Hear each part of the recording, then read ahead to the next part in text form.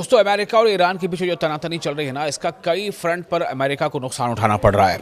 और अब खबर ये आ रही है कि डोनाल्ड ट्रंप के जो फैसले हैं या जिस तरह से वो तमाम चीज़ों को देख रहे हैं, एक तरफ बातचीत की बातें, एक तरफ बातचीत की कवायद, दूसरी तरफ लगातार मिलिट्री घेरा तंग करना, तो अब इन सब चीज़ों से कई देश ऐसे हैं जो उनके साथी देश थे, वो भी उनसे उनका मोह भंग हो रहा है। जी हाँ, खाड़ी देशों में खासतौर से अब अमेरिका के खिलाफ एक तरह से अब जो जज्बात वो उभर कर सामने आ रहे हैं। सऊदी अरब ने सुनाया, हॉर्मुज संकट के बीच यूएई भी अब झटका दे सकता है। जी हाँ, यूएई, यूनाइटेड अरब अमीरात्स, खासतौर से यूएई के बारे में कहा जाता था कि यूएई तो काफ़ी बड़ा हलीफ है, न सिर्फ ये कि अमेरिका का बल्कि यहाँ तक कि इसराइल का भी। तो ईरान अमेरिका जंग के बीच डोनाल्ड ट्रंप कितने भी दावे कर लें, सच तो यह है कि उन पर से भरोसा उनके अपने ही साथी देशों का, हलीफ मुल्कों का भी उठता जा रहा है। आप देख रहे हैं सोशल मीडिया का न्यूज़ 18 का सोशल मीडिया प्लेटफॉर्म। मैं हूं आपका मेज़बान विशाल।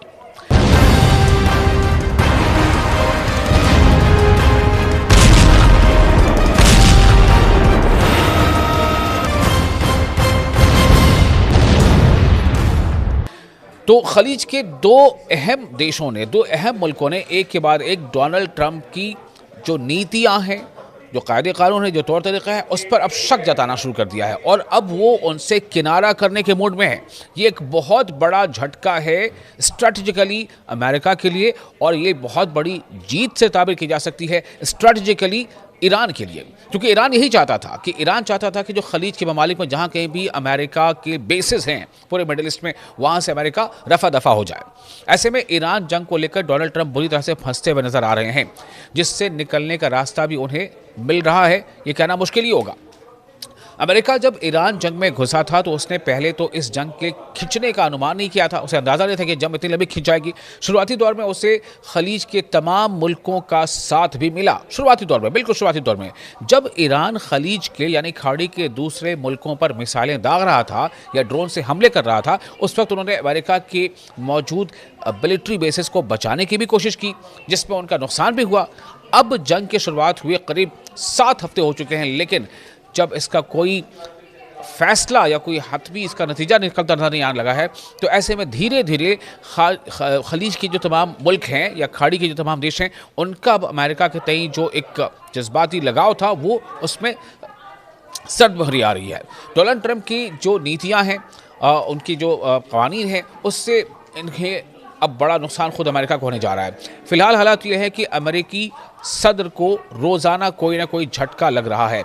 ताज़ा जो हाल है वो ये है कि जो यूनाइटेड अरब अमीरात है, यूएई, तो संयुक्त अरब अमीरात में भी ये मांग उठने लगी है कि अपनी सुरक्षा के लिए इस देश में मौजूद अमेरिकी मिलिट्री बेस को बंद करने में ही भलाई है। यानी यूएई में जहां कहीं भी अमेरिका की बेसेस हैं, अमेरिकी मिलिट्री बेसेस हैं, उन्हें बंद किया जाए, वहां से अमेरिकियों को भगाया जाए।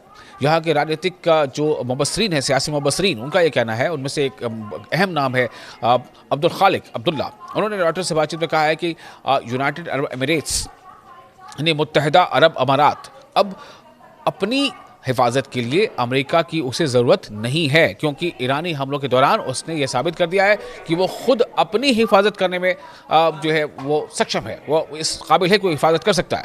यूएई को अब सिर्फ अमेरिका के सबसे मॉडर्न और बेहतरीन हथियारों की ज़रूरत है, इसलिए अब वक्त आ गया है कि अमरीकी जो बेसेस हैं, अमरीकी फ़ौजी अड्डे हैं, वहाँ से उन तमाम अड्डों को बंद किया जाए और वहाँ से अमरीकी फ़ौजों को अब वहाँ से जाने को कहा जाए, क्योंकि वो अब बोझ बन चुके हैं। इसमें कोई जो है ये स्ट्रैटेजिक इस तौर पर इनकी कोई फ़ायदे का अब ये मामला नहीं रह गया है। तो अमेरिका का खुलकर साथ दे रहा था यूएई। जी हाँ, ये बिल्कुल वाज़ेह है, मैंने पहले ही बताया आपको कि यूएई यानी मुत्तहिदा अरब अमारात शुरू से अमेरिका का खुलकर साथ दे रहा था, लेकिन अब हालात बदल चुके।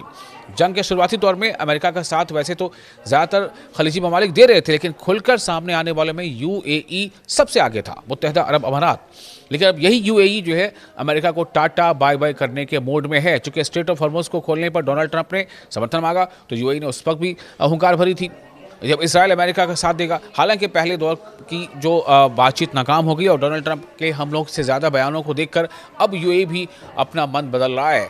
एक्सपर्ट्स कह रहे हैं कि उसे इस जंग से सबसे ज़्यादा नुकसान हुआ है, यानी अमेरिका को, और ईरानी मिसाइलों ने यूएई के वर्ल्ड क्लास शहरों दुबई और अबू धाबी को भी खूब नुकसान पहुँचाया। यानी कि यूएई में एक तरफ से जहाँ अमेरिकी बेसेस थे वहाँ भी हमला किया ईरान ने, और कुछ ऐसी भी चीज़ें हैं, ऐसे स्पॉट्स हैं जहाँ पर अबू धाबी में या दुबई में वहाँ पर हमले हुए हैं, तो उससे उन्हें एहसास हो गया है कि जिससे हमने सोचा था कि वो हमारी हिफाजत करेगा, वो अमेरिका तो खुद अपनी हिफाजत में भी जो है वो परेशान दिख रहा है। तो ऐसे में अब यूएई का भरोसा डगमगा गया है और बहुत जल्द ऐसा हो सकता है कि यूएई खुद को अमेरिकी शराकतदारी से दूर कर ले।